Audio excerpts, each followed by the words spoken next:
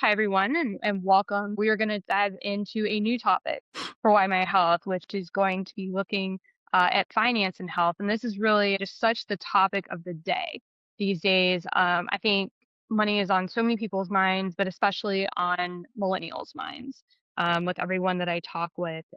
And we're going to talk about health as wealth and looking at how your physical and mental health is really affected by your financial health and what steps we can take to get on the road to being financially healthy starting today. So I am so excited, as I was saying before, tonight to have John Brick with us. He is a fellow millennial, a wonderful Why My Health supporter, and you also happen to be a chartered financial analyst with a wealth of experience, no pun intended, Uh-huh. but a wealth of experience in knowing what people should invest their money in based on their financial goals and guiding them on how best to save and to manage their money. And John has always been extremely interested in health and lives a very healthy lifestyle, as we will learn. And so we're going to talk about some of the ways that health and your financial health as well kind of intersect together, how they can affect the quality of life you live long term. And we're also going to address some misconceptions that are out there. I think that's really important about working with a financial advisor and steps that we can take on the road to becoming financially healthy and a lot more. Mhm. So welcome, John. Good to be here. Thank you. Good introduction. Thank you. And you're very welcome. As we start, I just a little bit about your background and your experience in finance. Sure. So I've been in the field out of school going on 13 years or so now.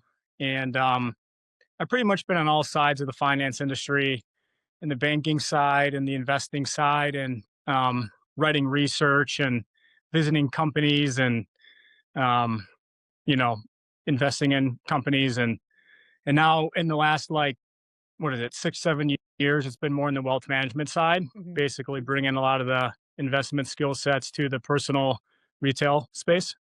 And so where I sit now is at a small firm and I help individuals with all sorts of things, um, mostly finance related.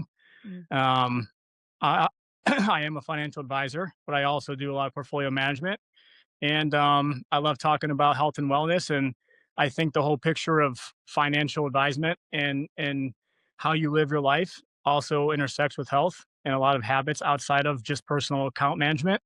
And so that's why I think we can continue to have a nice collaborative experience over the years. Absolutely, absolutely. And speaking of which, it's always interesting to see kind of the healthy living and the healthy habits that people have.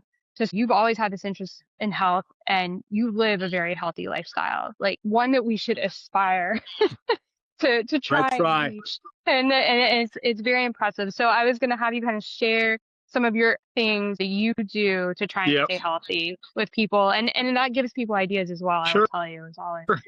Well, you know, I basically start with who the smartest people in the space are and work backwards. And so I've read some of the leading books that came out. Peter Tia, he wrote a book, and Mark Hyman wrote a book, and who else is another woman? I forget her name right now, but it's called Younger You. And I basically read the books and try to take away the applications for what you can do and change and tweak. And through everything, I've kind of come to the conclusion that you try to keep your window of food eating window short. You get great sleep, reduce your stress. You have a good friends and family group. Get a lot of exercise, and obviously we can break some of that down. But I think it really starts with the basics, right? I mean, reduce alcohol too, Absolutely. and sugar are big Yeah. ones. Other things outside of the box that I do, I love going in the sauna. Quite frankly, I leave work sometimes, and it's like 4 o'clock or 5 o'clock central, and I'm brain dead, just working all day, and I go in the sauna, listen to a podcast or something, and I get out of it and walk home, and I feel like $1 million. And I had this Whoop band, and the Whoop band tracks your sleep and your heart rate and a bunch of other random things like recovery and a bunch of technical stuff.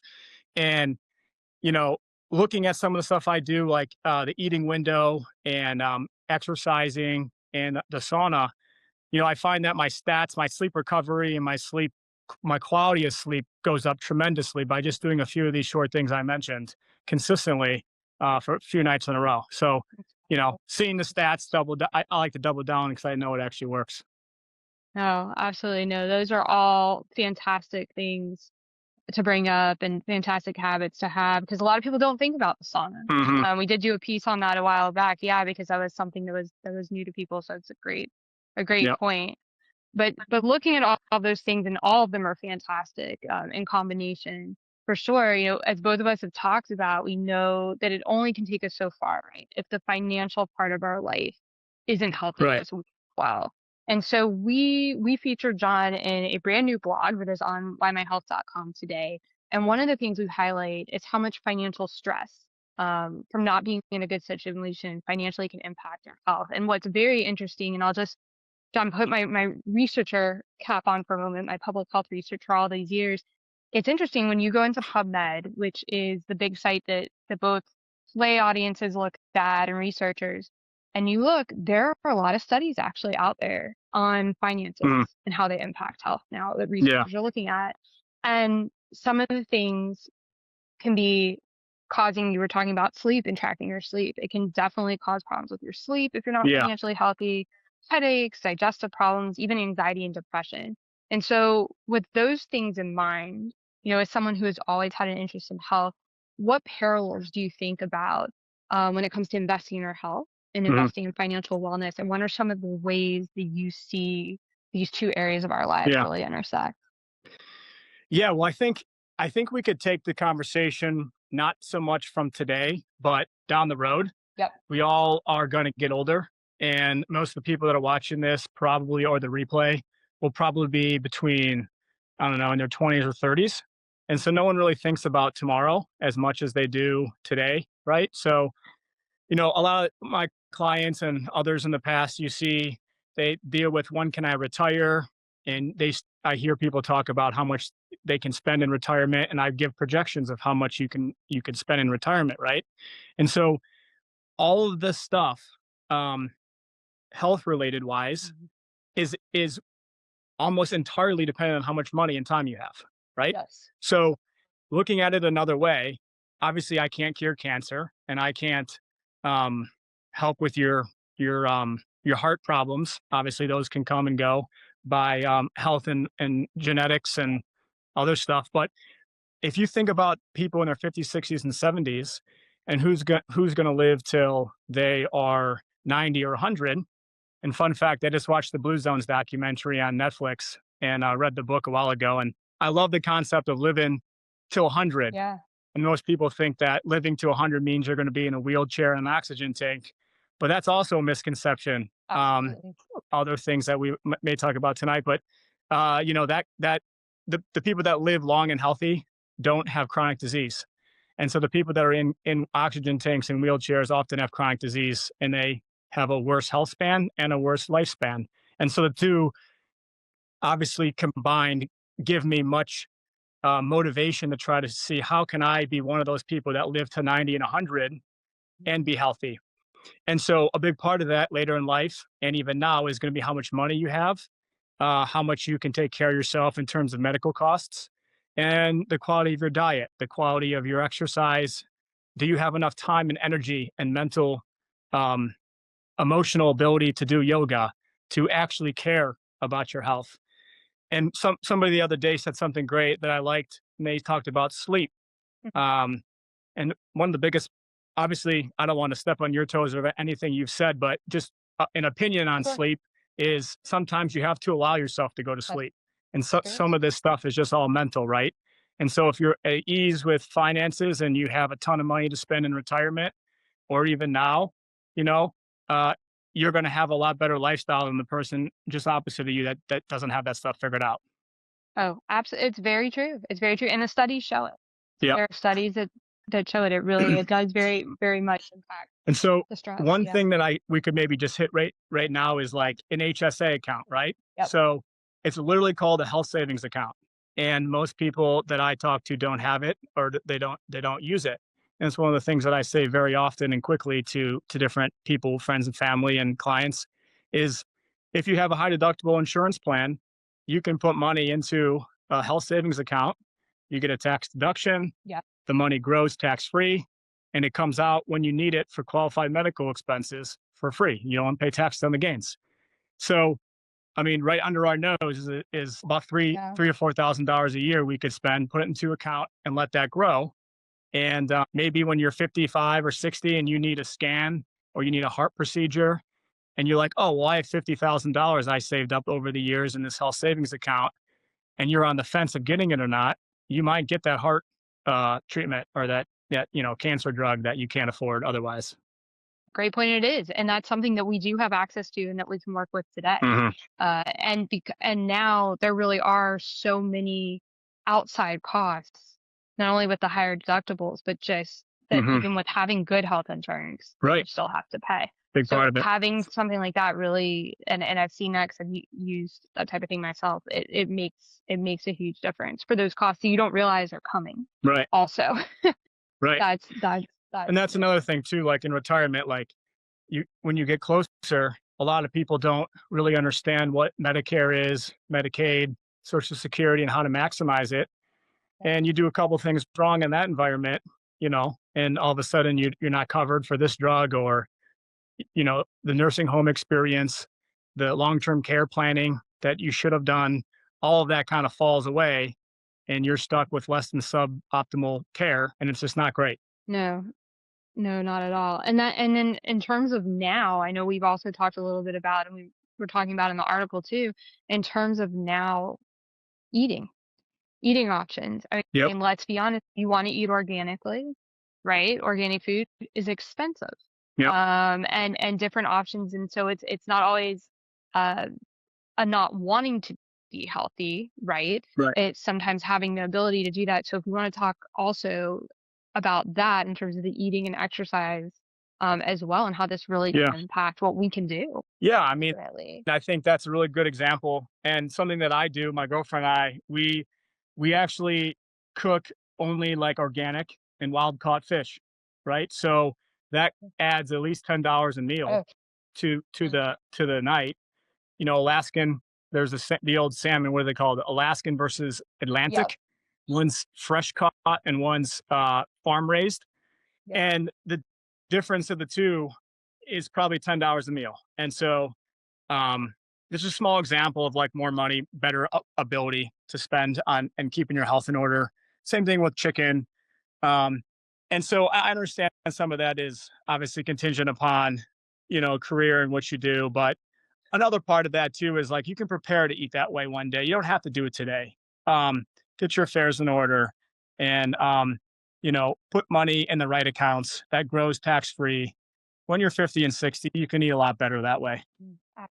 And speaking of some of the misconceptions, because we're talking about also some of that too a little bit earlier.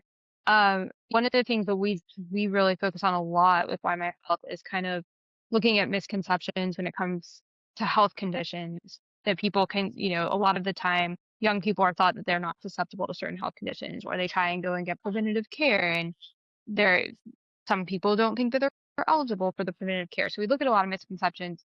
That being said, in that area, there are misconceptions when it comes to finance, right? Totally. And younger people, and in particular about working with a financial advisor, being eligible to do that. And so I wanted to kind of have us talk a little bit about some of those misconceptions that you found in your experience working, and tell us what the real truth is. Yeah. Well, yeah, great point. So I guess the misconception number one is you have to be important and have a lot of wealth. A lot of people start out with nothing and they grow. And if you have nothing today and and you're not in the right path, Mhm. and you spend all your time working and you don't do a lot of the right moves, and you probably won't accumulate a ton of wealth. If you're relying solely on salary, the tax code eats you up, and spending habits and lifestyle creep, and a lot of those things really eat you up. So that's why a lot of the stats show, the average income is one thing, but then the average credit card balance and net worth and all that is very surprising to a lot. So I think the misconceptions you have to be important and have a lot of money. I think it's more important to work with someone you like and start saving and preparing for tomorrow. So that's misconception number one. Uh, I think misconception number two is it costs a lot, maybe. Definitely. People get a little bogged down by fees. they think of fees first. But if you're in an environment where you are doing nothing, not growing your money, or growing your money in an account that's tax inefficient, Hmm. you are by definition losing money because you are not growing it. Or I guess not by definition, intangibly, not you're losing money. And so sometimes, paying a little money for a little advice is way better than not at all. And so I hate talking about fees and money, but that's probably misconception number two. Oh, absolutely. Yeah, no, and really, I think I'm glad you brought up the part about the being important and wealthy because it's always I think that's one of the really the biggest barriers. In addition to that, with Hmm. people that I've spoken with, and people are very surprised to find out how much you can have and Right. still go in and talk to somebody and get financial advice and what a Right. difference that can make. If you look at a household that has one or one and a half, two incomes, you're making 100, whatever you're making, you can there's easy buckets to knock off that people should do. Um, you should be saving in your retirement accounts, your 401ks. Mhm. If you have excess money, you should be looking at IRAs. You should, which is only $6,000 a year. And if you have a high deductible plan, you can look at the HSA. So, if you have a husband and wife and they make it collectively, I don't know, let's say 150, you can easily find $6,000 or $10,000 to sock away. Um, right? It's Absolutely. shocking on how much people spend on things that they don't need and forget that this money can grow. And at that point, I think in the newsletter there was that table, and I'm just going to Yes. paraphrase, Yeah. but saving like $100 a day from age 20, I mean $100 a month from age 20 to like 60 gets you a couple $1,000,000. It's just insane how fast money can grow and compound over your lifetime. And if you start that same technique at age 40 or 50, you're going to have a tenth as much. And Mhm. so the earlier you start, aka the millennials, Yeah. this is why I love this channel. Thank you. The earlier you start, Yeah. the more proactive you are. In the end, you have a lot more money to spend, and maybe you'll get that health scan or that cancer scan that you wouldn't have otherwise gotten because you let the market pay for it over the years. Absolutely, absolutely, and catch something early and live a longer life, and also be able to, as we had talked about, take the good yoga classes and eat the great food Yeah. that is healthy as well, the higher quality food. And I was going to say to everyone, so the table that John's referring to, if you go to the article that is on YMyHealth.com and you scroll down, I think it's about halfway through the article. It's a table that shows every single month by age what you would need to save to get to a million at I believe 64 years old.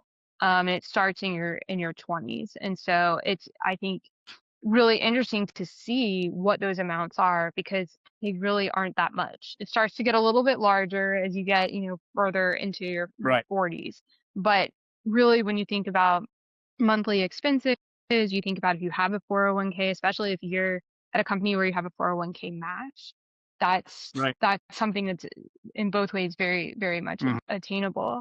Well, now that we know we can go talk to a financial advisor no matter what our age is, no matter what we have in our bank account. Tell us a little bit about your process for working with clients and how you can add Mhm. value, which you add a great deal of value to people's financial and personal health. Because I think maybe people don't realize some of the ways that sitting down and talking with someone like Yeah. yourself can make a huge difference for them.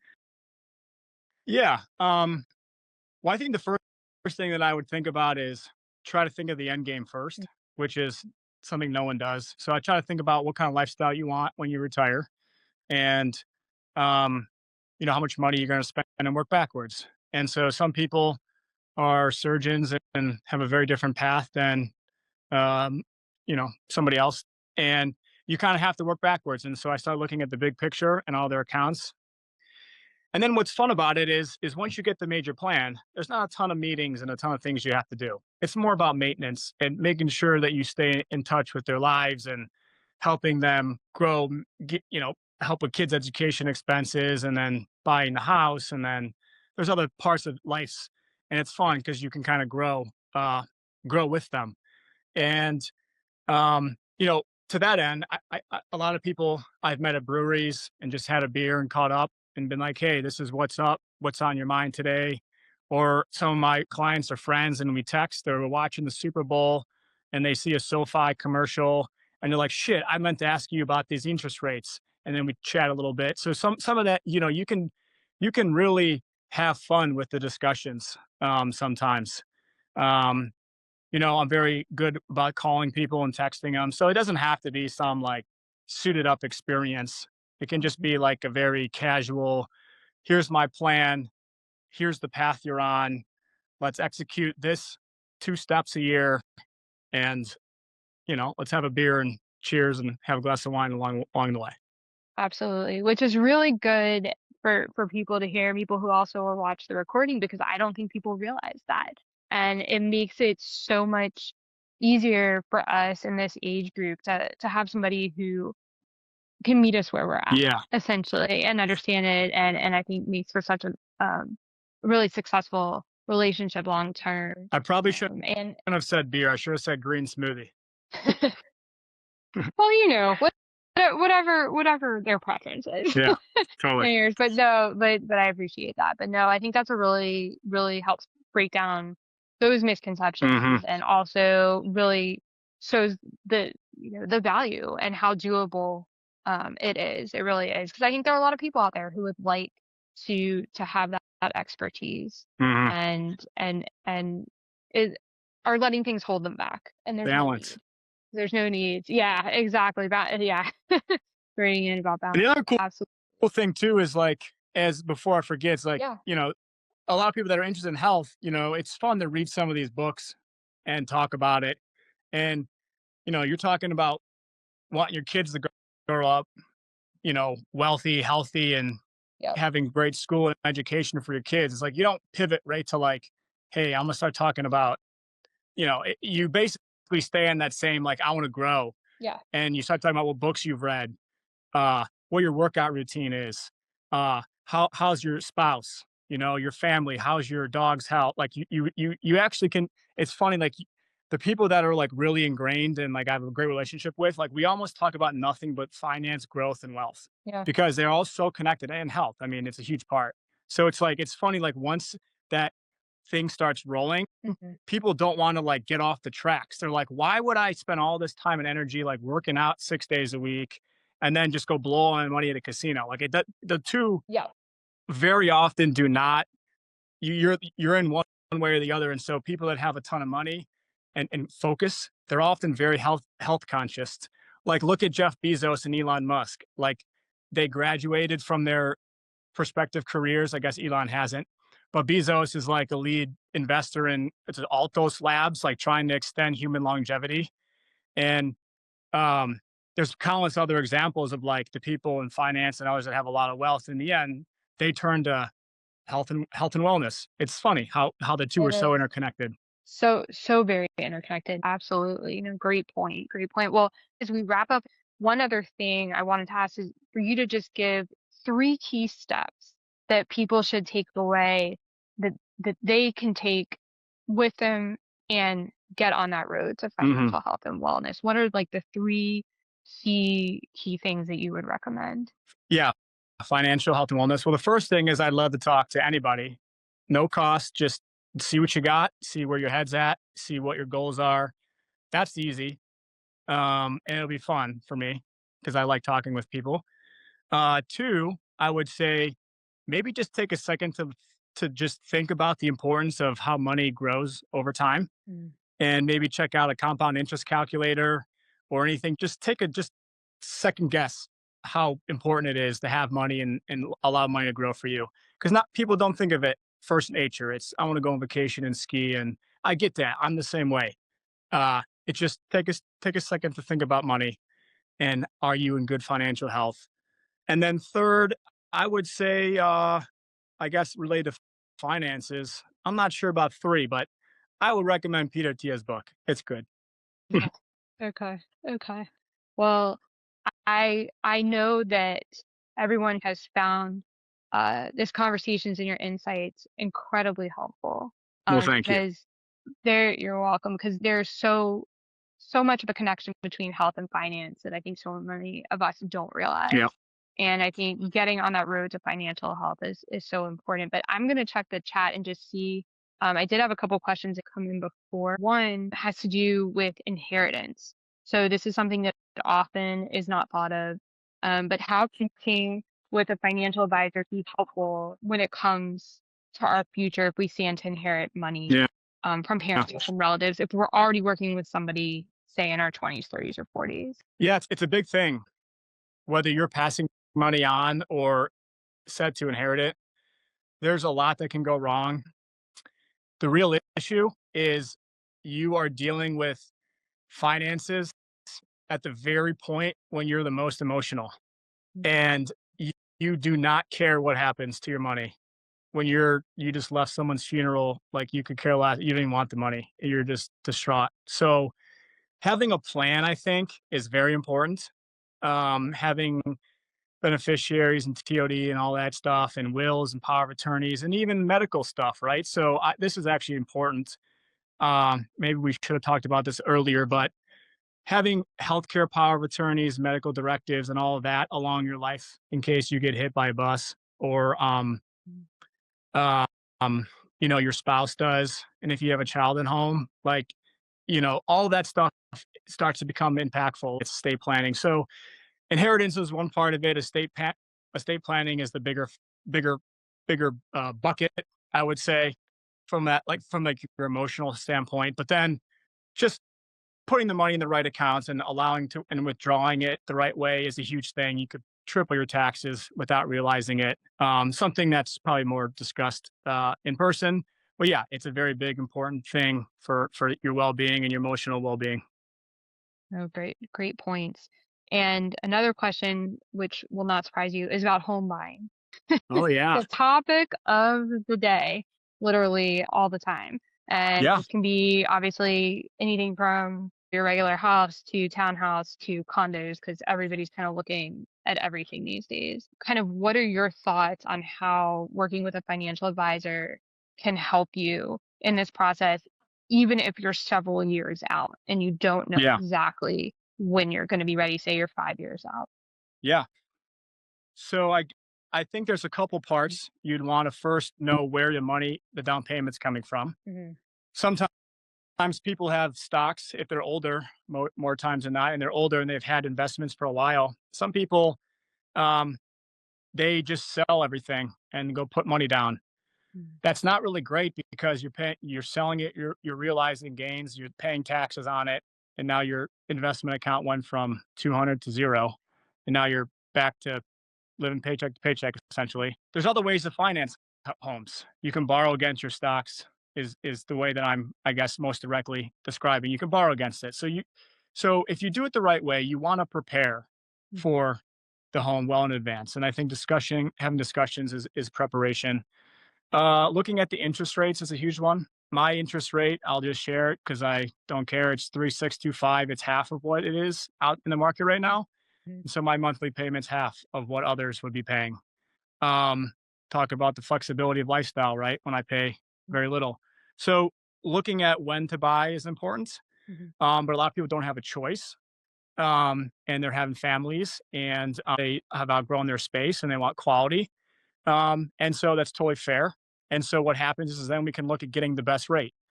And in that environment, I can help, and I have no vested interest in this. I'm purely here to help. I can have Schwab give you a competitive rate, and they have discounts. Eh, Probably other examples that I'm not thinking of, but I think the root point is that if you're going to buy a home in the next few years, Yeah. you kind of want to just prepare and just figure out how your finances are going to interplay. Other small examples are like a Roth IRA. A Roth IRA can be liquidated tax free for a first home buyer. Things like that you wouldn't think of. No, not Um, at all. and you'd probably take on a high interest loan where you could just take the Roth money, and there's puts and takes to everything, but it's Mhm. just you want to plan with somebody instead of being a free solo. Oh, absolutely, absolutely. No, I agree with you there. So there was an article that came out and it's very interesting about how financial strain is impacting some millennials' friendships. I don't know if you've seen this out there anywhere, but this was from that Refinery 29, and it has to do with some friends wanting to spend more than other friends can afford. And so one thing I was wondering, because you deal with all aspects with finance, you know, how do you, and you're thinking a lot about health, how do you see financial wellness kind of and watching what we are spending play a role in health, and how should we think about this, because it's a lot harder. Let's all be honest, it's a lot harder when you're in your 20s and 30s in particular, maybe Yeah. even in your early 40s, because some of us didn't really get in to the part where we were making a lot of money Right. until we were in our early 30s, so we're still kind of in that let's go do things and Yeah. spend it type of phase. But just curious, one, if you've heard anything about this out there in the media or people talking about it, and two, how should we think about this, think about what we're choosing to spend Yeah. on when it comes to these outings, concerts. I mean, how it is. So it's very interesting. I have not seen that piece, but I know that keeping up with the Joneses is is one of the most powerful things in this world. Um, you know, you, it actually, if you read financial history books, which I have, there's a few back here. Yeah. Called, Yeah. you basically read about the '90s and the '80s, and your neighbor bought a big car.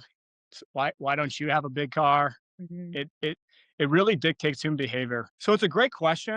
I guess I would start by saying the earlier you start, the more you're going to save and grow, and the less you have to worry about it one day.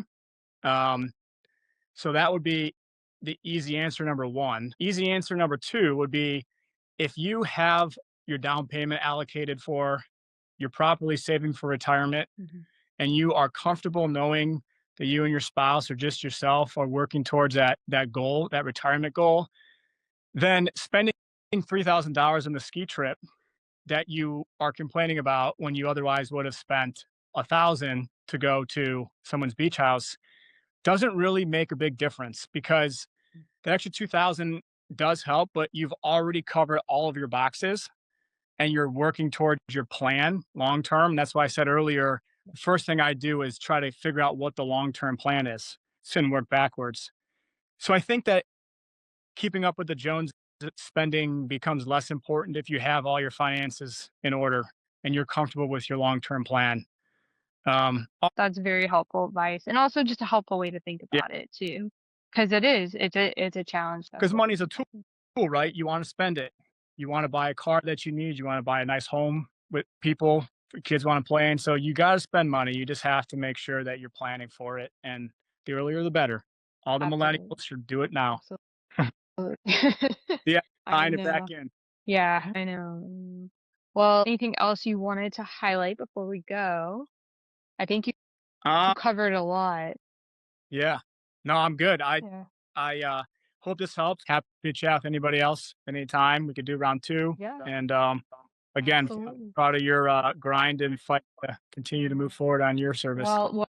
Well, thank you so much, Sean. I really appreciate that. I appreciate you spending time with us today and sharing your knowledge and experience and your insights about financial health and wellness with everybody. And as you were just saying, I was going to say John works with clients around the country. If you're interested in talking with him, you can reach him via email at johnjohn at kruseam.com, and John Brick on LinkedIn. Thank you so much again, John. Thank Uh, you.